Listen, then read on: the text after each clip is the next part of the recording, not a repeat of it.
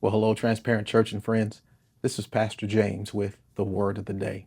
Today I want to spotlight 1 Corinthians chapter 16, verses 13 and 14 from the New Living Translation, where we find these words. Be on guard, stand firm in the faith, be courageous, be strong, verse 14, and do everything in love.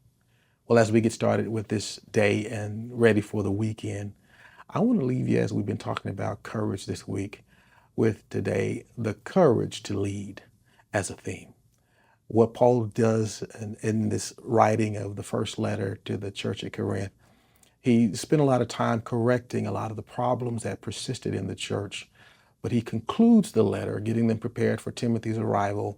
He concludes the letter challenging them to what I call have the courage to lead. He says to them, be on guard. In other words, defend the faith, stand strong and firm in the faith. It takes courage to do that. Even when others are not doing it, he's saying, I need you to stand up as leaders and lead as believers. Lead well in the faith, strong and courageous.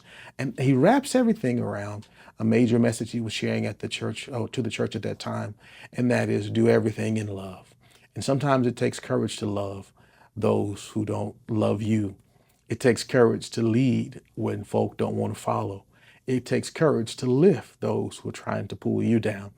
What I'm saying by sharing this passage is simply this. Paul began to see some of the problems that persisted, but he pointed them to a place and to a posture of courage that will allow them to express the love of God in their hearts, that will help allow them to remain steadfast in the faith and walk it out with courage. So today, I'm just going to leave this week and leave you with this thought from the Word. Be on guard, stand firm in the faith, be courageous, be strong.